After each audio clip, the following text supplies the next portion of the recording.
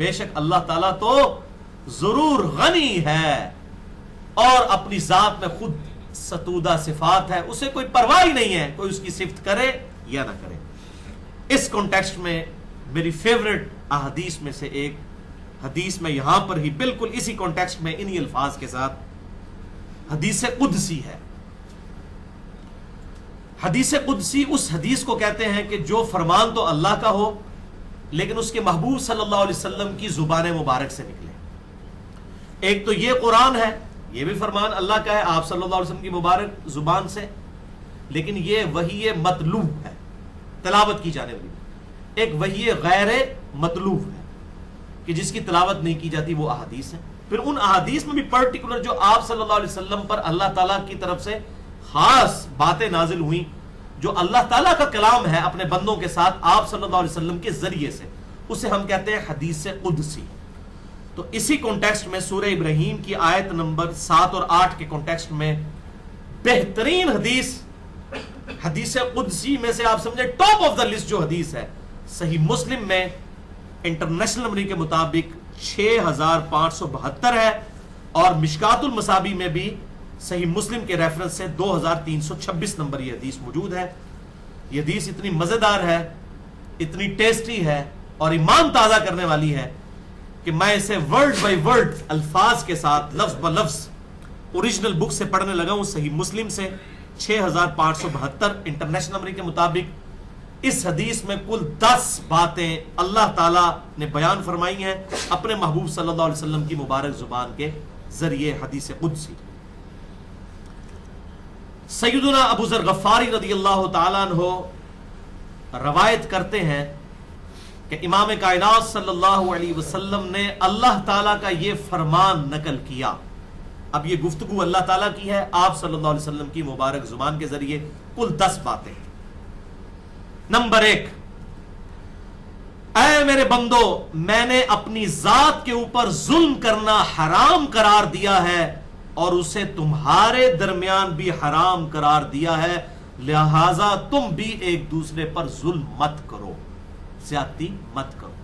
Number 2، اے میرے بندو، تم سب گمراہ ہو سوائے اس شخص کے جسے میں ہدایت دوں، تم مجھ سے ہدایت طلب کرو، میں تمہیں ہدایت عطا فرماؤں گا۔ اللہم اہدنا الصراط المستقیم صراط الذین انعمت علیہم غیر المغضوب علیہم ولا الضالین، آمین۔ نمبر 3، اے میرے بندو، تم سب بھوکے ہو سوائے اس کے جسے میں کھلا دوں، تم مجھ سے ہی کھانا طلب کرو، میں تمہیں کھلاؤں گا۔ اسباب ضرور ہے، وہ میرا لیکچر ہے مسئلہ نمبر 103، اللہ تعالیٰ کی طرف سے رزق کی تقسیم کا معاملہ اور تقدیر کا مسئلہ، لیکن مانگنا اللہ سے، اللہ اسباب پیدا فرمائے گا۔ نمبر 4، اے میرے بندو، تم سب ننگے ہو سوائے اس کے جسے میں لباس پہنا دوں، تم مجھ سے ہی لباس طلب کرو، میں تمہیں لباس پہناؤں گا۔ نمبر 5، اے میرے بندو، تم رات دن خطا کرتے رہو، میں رات دن تمہارے گناہوں کو بخشتا رہوں گا۔ تم مجھ سے مغفرت طلب کرو، میں تمہاری مغفرت کروں گا۔ نمبر 6، اے میرے بندو، تم میرے نقصان تک نہیں پہنچ سکتے کہ تم مجھے کوئی نقصان پہنچا سکو، اور تم میرے نفع تک نہیں پہنچ سکتے کہ تم مجھے کوئی نفع پہنچا سکو۔ اللہ تو غنی ہے، وہی سب کو عطا فرمانے والا ہے۔ اللہم لا مانع لما اعطیت ولا معطی لما منعت ولا ينفع ذا الجد منک الجد، وہی عطا فرمانے والا ہے، جس سے وہ لے لے اس کو کوئی دے نہیں سکتا، جس سے وہ جسے عطا فرمائے اس سے کوئی چھین نہیں سکتا۔ نمبر 7، اے میرے بندو، اگر تمہارے اگلے اور پچھلے سب انسان اور سب جنات تم میں سے سب سے زیادہ پرہیزگار شخص جیسے ہو جائیں تو میری بادشاہت میں کوئی اضافہ نہیں ہوگا۔ یعنی پوری کائنات سب سے نیک انسان جیسی ہو جائے، سب لوگ، سارے جن، سارے انسان، تب بھی اللہ فرماتا ہے میری بادشاہت میں کوئی اضافہ نہیں ہوگا۔ کوئی اللہ محتاج نہیں ہے ہماری نمازوں کا، لیکن ہاں ہم محتاج ہیں ان نمازوں کے۔ اللہ کی کامیابی، اس کی بارگاہ میں کامیابی کے لیے نمازیں تو ہمیں چاہیے.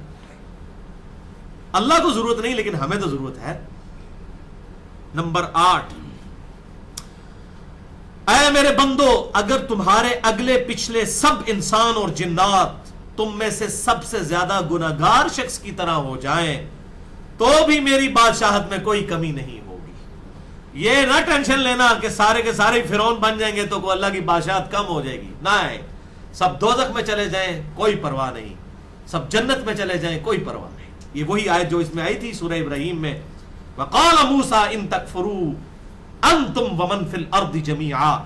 موسیٰ نے کہا کہ اے میرے امتیوں اگر تم کفر کرو اور جتنے زمین میں آباد ہیں سب کے سب فَإِنَّ اللَّهَ لَغَنِيٌّ حَمِيدٌ، تو بے شک اللہ تعالیٰ غنی ہے، حمید ہے، اس کو کوئی پرواہ نہیں، اسے کوئی ٹینشن نہیں، اسے کوئی فرق نہیں. وَلَا يَخَافُ عُقْبَاهَا.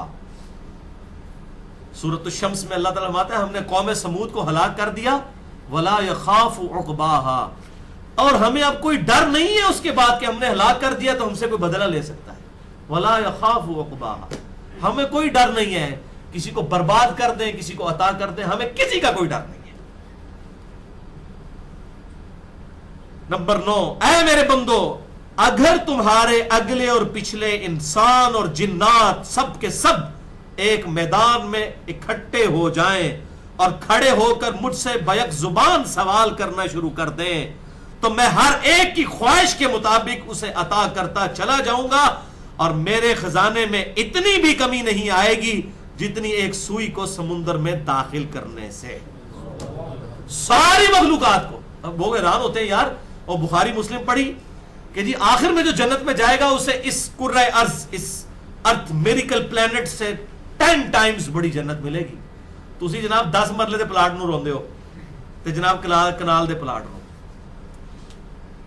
40,000 کلومیٹر جس ارتھ کا سرکمفرنس ہے، یعنی ادھر سے چلیں تو 40,000 کلومیٹر، اس سے 10 گنا بڑی جنت ملے گی اس شخص کو جو سب سے آخر میں دوزخ سے نکال کر جنت میں لے جایا جائے گا.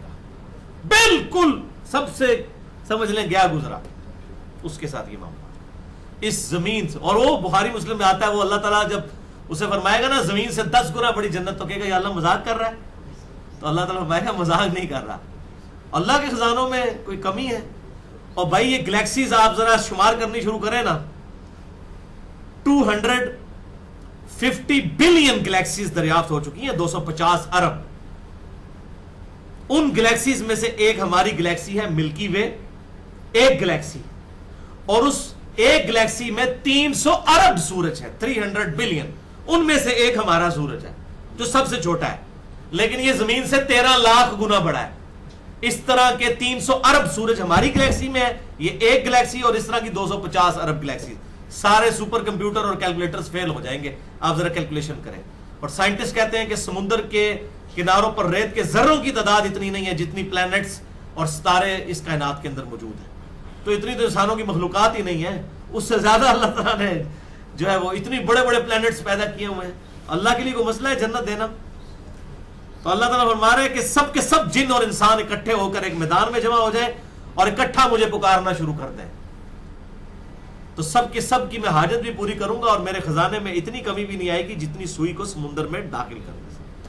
اور یہ کوئی تاریخی کتاب نہیں میں پڑھ رہا، صحیح مسلم 6572 نمبر حدیث، جو مشکات میں بھی موجود ہے 2326. اور نمبر 10، اب اس میں کڑوی بات بھی ہے اور میٹھی بات بھی ہے. اور آپ کو یاد ہوگا جو میں نے مسئلہ تقدیر کا آخری لیکچر دیا تھا نا، اس کا اینڈ بھی اسی حدیث پہ کیا تھا، مسئلہ نمبر 104C. اور وہ اس وجہ سے 10ویں بات اس کے اندر آئی ہے، اے میرے بندو یہ تمہارے ہی اعمال ہیں جنہیں میں نے تمہارے لیے محفوظ کیا ہے، اور میں تمہیں ان کا بدلہ عطا کروں گا. یعنی قیامت والے دن اللہ تعالیٰ بندے کا اتنا قدر دان ہے کہ کہے گا کہ تیرے اعمال کی وجہ سے جنت مل رہی ہے. بندہ کہے گا یا اللہ تیری رحمت کی وجہ سے، اللہ کہے گا تیرے اعمال کی وجہ سے. واہ کیا قدر شناس ہے. اے میرے بندو یہ تمہارے ہی اعمال ہیں جنہیں میں نے تمہارے لیے محفوظ کیا، اور پھر میں تمہیں ان کا بدلہ عطا کروں گا. لہٰذا جو شخص کوئی بہتری پائے تو اللہ کی حمد بیان کرے، الحمدللہ رب العالمین. جنتیوں کا بھی آخری جو ڈراپ سین ہوگا سورہ الزمر کے آخری رکوع میں، جنتی آخر میں جب جنت میں پہنچیں گے تو کیا کہیں گے؟ الحمدللہ رب العالمین، ساری تعریفیں اس اللہ کے لیے ہیں، یہ ساری رونق اس کی لگائی ہوئی، الٹیمیٹلی اسی نے ہی جنت دے دی، اسی کی مخلوق انا للہ و انا الیہ راجعون، اسی کی طرف سے آئے، اسی کی طرف پہنچ گئے، اسی کی پیدا کی ہوئی مخلوق، کریشن ایکس نہیلو، عدم محض سے وجود بخشا، اس زمین سے پیدا کیا، اس کی خوراک سے پروان چڑھایا، الٹیمیٹلی اسی زمین میں لوٹایا، پھر قیامت والے دن اسی زمین سے نکال کر جنت اور دوزخ کا فیصلہ ہونے والا ہے۔ اور یہ بھائیو بہت سیریس ایشو ہے۔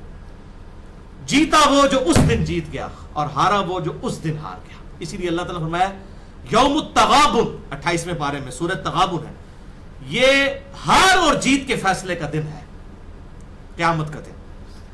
تو اللہ تعالیٰ فرماتا ہے یہ تمہارے ہی اعمال تھے جسے میں نے سیو کیا اور آج بدلہ دوں گا، لہذا جو شخص کوئی بہتری پائے تو اللہ کی حمد بیان کرے، اور جو کوئی اس کے برعکس پائے، یعنی اللہ کی طرف سے کوئی تکلیف آئے اس دنیا میں یا آخرت میں، تو صرف اپنی ذات کو ملامت کرے۔ اگر کوئی ایسا معاملہ ہو تو اپنی ذات کو ملامت کرو، اللہ تعالیٰ کسی پر ظلم نہیں کرتا۔ اسی سے ہی بات سٹارٹ ہوئی تھی کہ اللہ تعالیٰ ظلم نہیں فرماتا،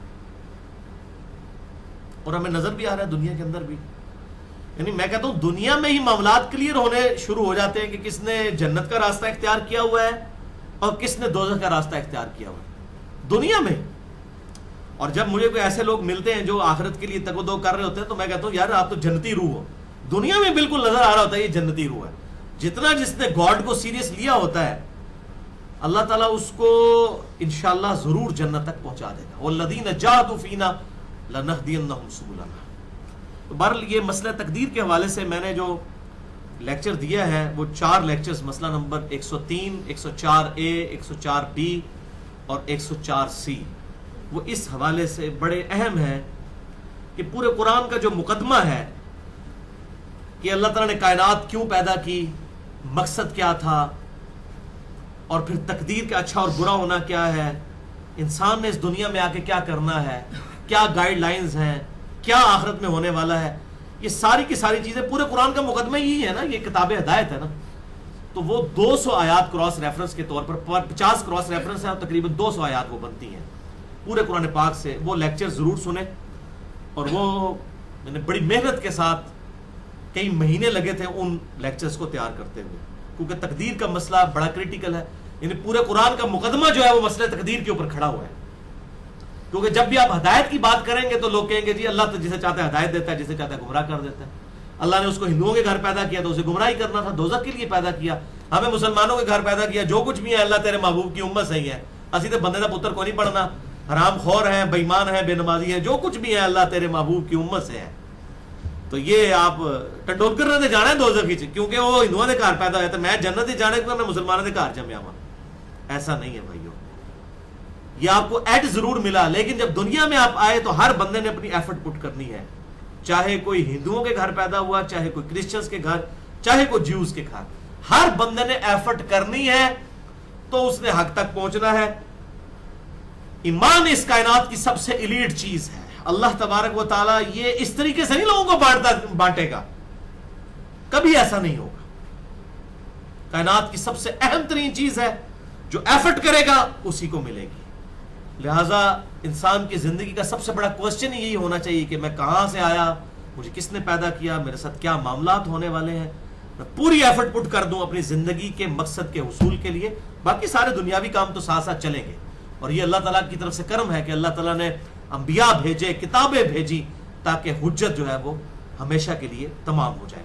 اللہ تعالیٰ سے دعا ہے جو حق بات میں نے کہی اللہ تعالیٰ ہمارے دلوں میں راسخ فرمائے، اگر جذبات میں میرے منہ سے کوئی غلط بات نکل گئی تو اللہ تعالیٰ ہمارے دلوں سے معاف کر دے، ہمیں کتاب و سنت کی تعلیمات پر عمل کر کے دوسرے بھائیوں تک پہنچانے کی توفیق عطا فرمائے۔ اللہ تعالیٰ نے ہمیں جس مقصد کے لیے پیدا کیا اس مقصد کے حصول کے لیے تگ و دو کرنے کی توفیق عطا فرمائے، اور اس دعا کو حرز جا بنا لیں۔